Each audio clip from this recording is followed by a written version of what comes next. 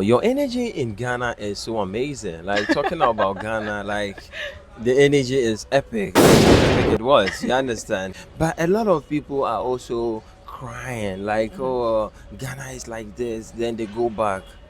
What do you think may be the main reason? Because you are here and your energy here and talking about Ghana and your experiences, it's epic. Like to be honest. So what do you think about the other people? What are they not doing right? I think it's not so much about being right or wrong. I think it's more, all of us have our own paths or journeys to walk. I think for some people, Ghana might be a place where you need to have just one or two experiences and take that with you to something else. Or maybe take that experience and then go prepare even more somewhere else to then come back. And for some, the preparation maybe is still, the journey is still happening. That's why we're still here. Part of it is also finances too, depending on what you have access to. Because first moving here, you end up spending a lot to get things put together. And if you can start with a job, that's where some of that finances will be. So you're not digging into whatever you saved up or something from that's not there, sort of deal. I think the mindset is also a very big thing, that the pace here is different. I don't think that's necessarily unique only to Ghana, but it's just like if you are coming from outside of the continent in general, the pace is different, the culture is different, priorities are different. And so there needs to be time to learn, like this, it's a learning curve to assimilate to that, adapt to that, figure out where do you belong in that, if at all, or how can you ride with it, if at all, and release maybe, I don't want to say like don't have any expectations, but possibly do release what you initially thought was going to happen. Because I think for me, it's been I still have my big ideas of all kinds of things I would like to create and experience and contribute, and having to sometimes mourn, MOURN, the timing of it, of feeling like, no, for sure right now, and then it's like, it's not ready yet. Or maybe Ghana's not ready yet. Or, that sort of vibe where it's like, it's not a bad thing because you're here for a reason. And maybe the timing to get to that point, there's different people you needed to meet, different experiences you need to learn. Because for me, it's like you'll have ideas and then, okay, now that you're on the ground, how can you adapt that for it to really work here, as opposed to just taking something from outside and plopping it there and wondering why it's not working. And that takes time to learn, because it's not like a click of, oh, here's the data bank of what Ghanaians need right now. Like it's not, we don't have that just like online to just whatever. You can ask any different person, they'll tell you like 5 different things of what people need. And there's probably 5 other people who've already tried it. And for some reason it didn't work out or didn't continue. So I think for the people who tell their stories of like, oh, they came and they left, or they came and they ran away, or came and went back, or came and then came back later. I think that is part of the journey. I don't think it should be seen as an indictment against Ghana, right? Like it's not like Ghana did something wrong, and so that's why they had to leave. I feel like, okay, that was their experience. Hopefully they learned something too, because for some people it's like, oh, they just needed to see Africa in person, and that was their thing. While for others, like, oh, they want to see different types of countries, and then maybe they'll come back, right? While others, it's like, no, they're going to be here and they're going to build the school, they want to build the hospital, they want to build different things, and they want it to be here because they just feel called that it should be here. And I feel we should hold space for all of that, and not take it as like, oh, you don't like Ghana, or oh, are Ghanaians doing something wrong, or it's more of like, no, hold space for those of us who come here. There's a serious learning curve that we are going through. So even if we look calm and zen while we're going through it, or looking frustrated and anxious while going through it, we all are still learning a whole lot, which sometimes I think people already here can maybe take for granted sometimes, because there's things that are very normal to you of like, oh, well, I've been here all my life, this is how things work. Oh, I know, I have my guy can do this and that and that. While for us is like, what guy? Like, what are you? I thought just go to the office and that's it. What do you mean? Or I thought that was the one price. What are you talking about? Like, so those things, it takes some time for us to learn of like, oh, okay, when he said yesterday, he meant he will call me today. Or okay, let me calm down and just That's a culture take shock in there, right? That's a culture shock in there. you know, just learning like, okay, what do you just and that comes with communication and learning like, okay, how do I know this is a priority for you or not? Or how do I know we can actually collaborate or work together? Or how do I know our goals are aligned of like where both of us want to go on whatever we're working on? That takes time. And I think sometimes when we come, we're so energized of like, yo, I got the solution. I got it. Yes, we have the energy. And it's true. There's so much. I think, for diasporans who come out here, or just immigrants in general, because you don't only have Black diasporans coming to Ghana. You have all kinds of other immigrants coming here too. And Accra is quite a cosmopolitan city in that way of the demographics you have out here. And we come with so much energy and expertise and experiences that we want to contribute outside of charity or outside of just donating, and that's it, right? Do you think Ghanaians need charity? I think charity, no, because I feel like even if you sprayed a bunch of money here, it doesn't really change anything if the intellectual freedom is not here yet, or if the mindset or the priorities have not evolved. So it's like, it's not so much about, because a lot of the money is already here.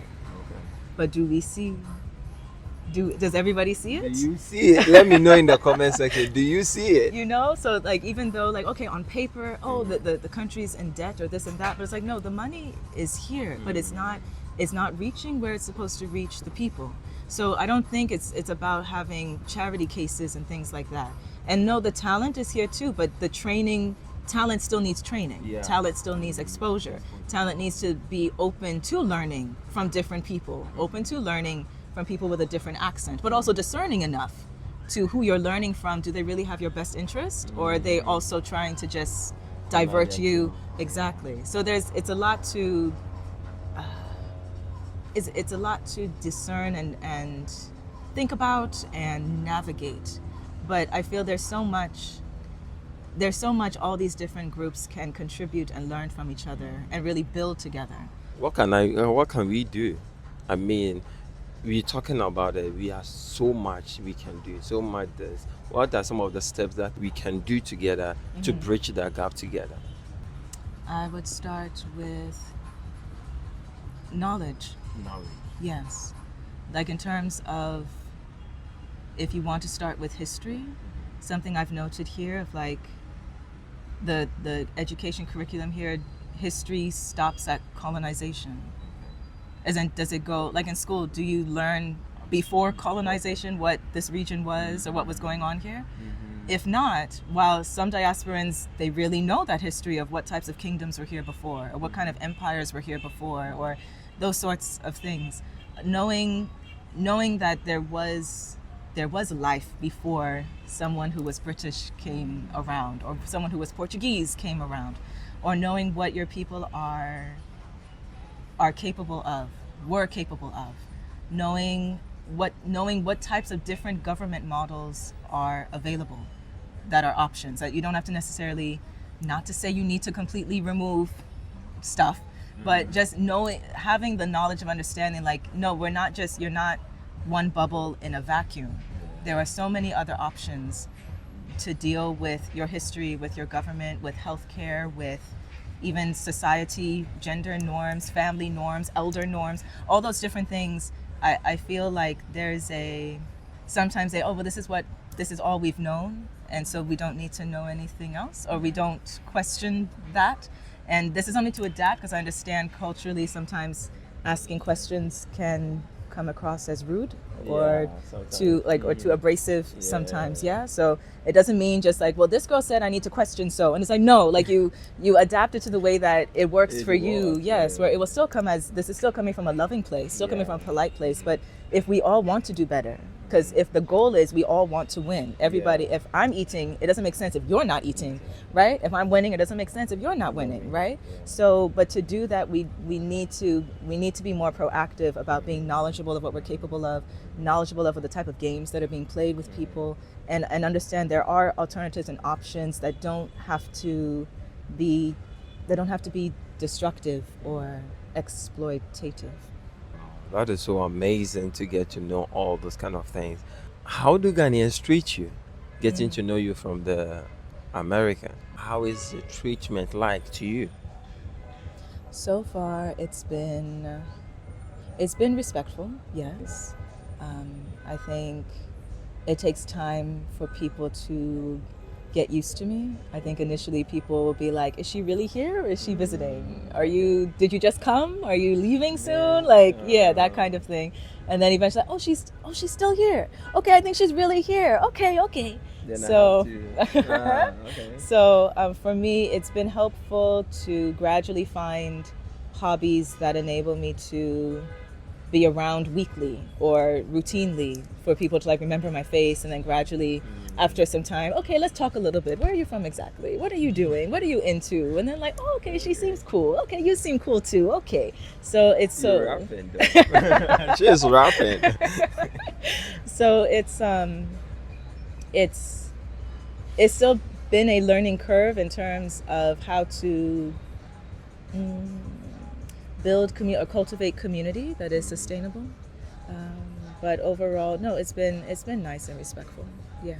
It's been nice and respectful. How do you, put yourself into some of the culture and accept it the way it is? Well, in terms of accepting the way things are, I think for me it's helped to slow down. Slow down. Yeah. I think for communication with people, even though yes, we're all speaking English, but sometimes I take note of sometimes there will be let's say it's with a transaction or I'm trying to get something made, and me coming with, okay, the accent I have or the way I look, the person already is making assumptions about either what I'm going to pay or how I'm going to work with them. And I've noticed like when things happen where, oh, there's some delay or a problem or something. So you've been in Ghana for how many years now? 6 years now. 6 years now. Can you tell us, has Ghana really changed you in some way, comparing it to the state? Yes, I think for me it has. I've grown a lot and healed a lot, Okay. and that's been my personal experience. I think being here has enabled me to grow more comfortable in my own skin, more comfortable in being more vocal about what I see, what I want for myself, what I want to contribute to others. Also, even being able to broaden what I see in other people as well, and other people's experiences and stories, and how that connects with me too.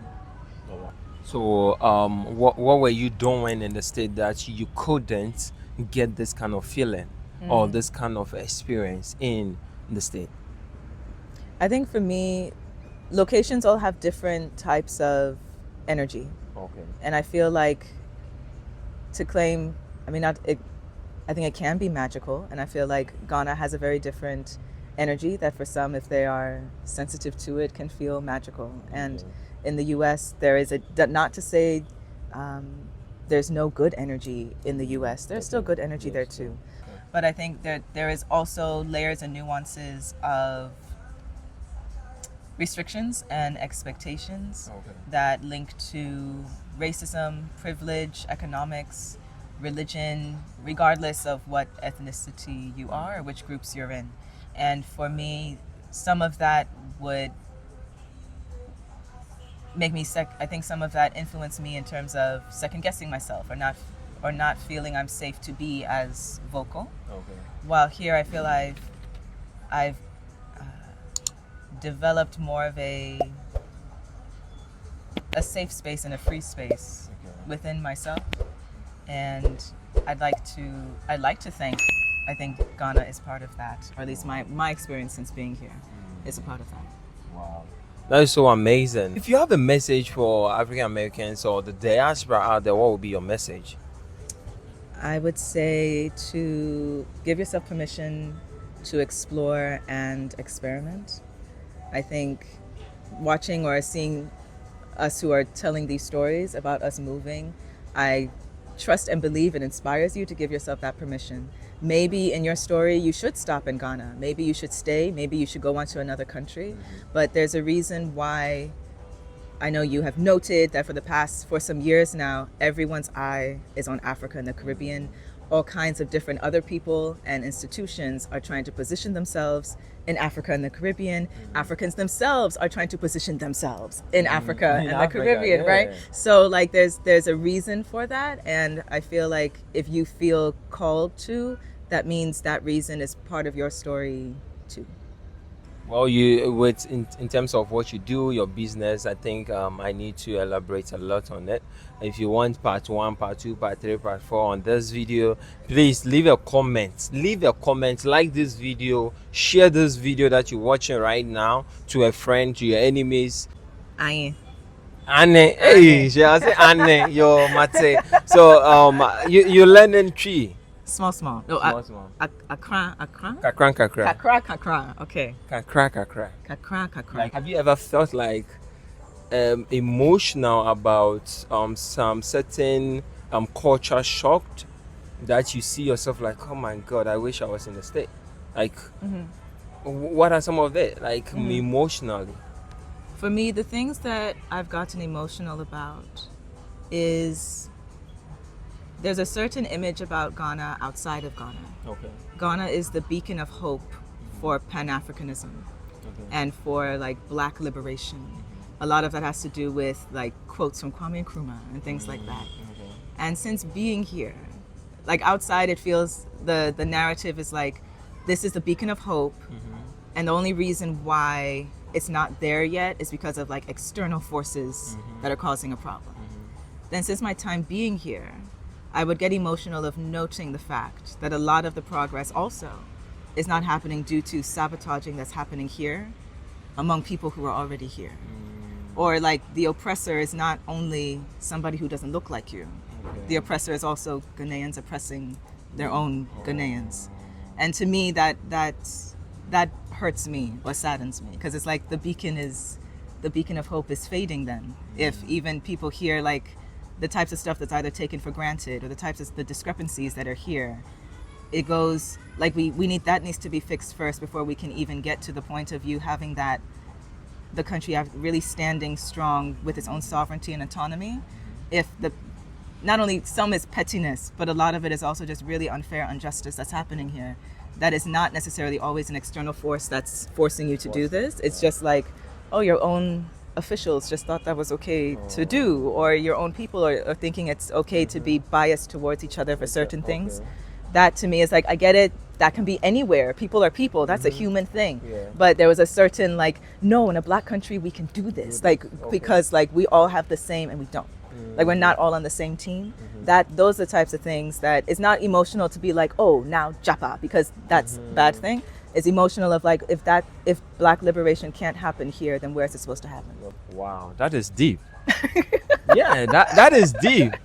That is really deep, for real. And I really appreciate you sharing those words with us, and we take it in the good faith, and then we learn something out of it, and then we better ourselves as one people, uniting ourselves. The oppressor is oppressing us, so why are we oppressing ourselves? Yeah, that's a good question. Why are you?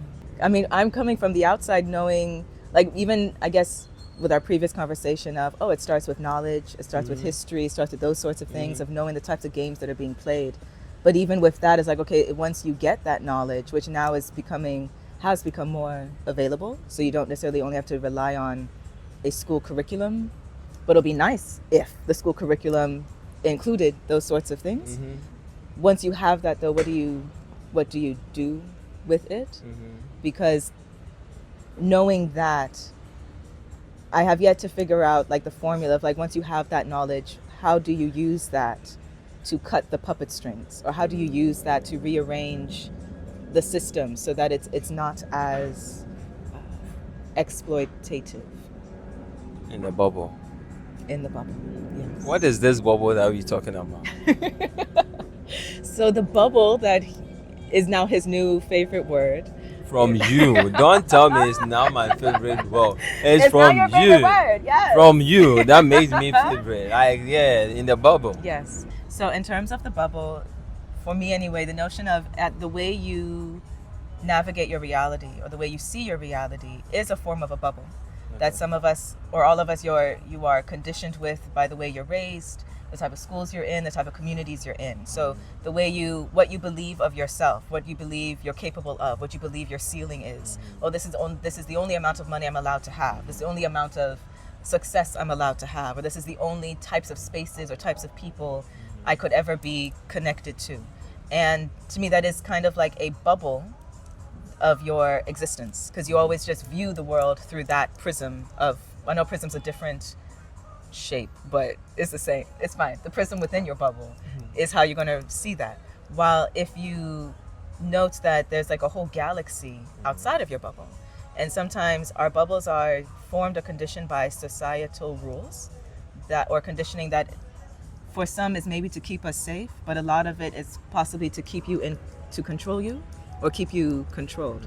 And so when you can take note of, like, it doesn't mean you have to burst the bubble, but you could expand it or make it clear so that you can have space and awareness to know everything else that's outside there that could possibly enhance your bubble even more, or question, like, do these rules even benefit you and your community, so that you're also able to better, like, connect the dots. Because I feel the bubble also kind of can sometimes make us believe that everything the way we navigate our realities is all just you one in your vacuum, when actually all of our interactions and decisions and everything is all connected and creates like a ripple effect on everybody around you. Even this, like, we met today and we're doing this, that's is ripple effect that we're creating right now, just by in the bubble. Well, different bubbles, because we're two people, and then the bubbles are connecting with the different dots, right?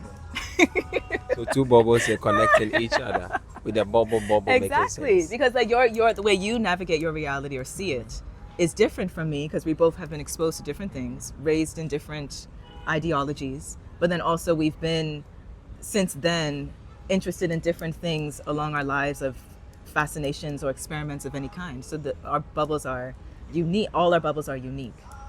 Your energy to Ghana is very dope. Like, it's epic. You understand? Like, your energy to Ghana is very epic.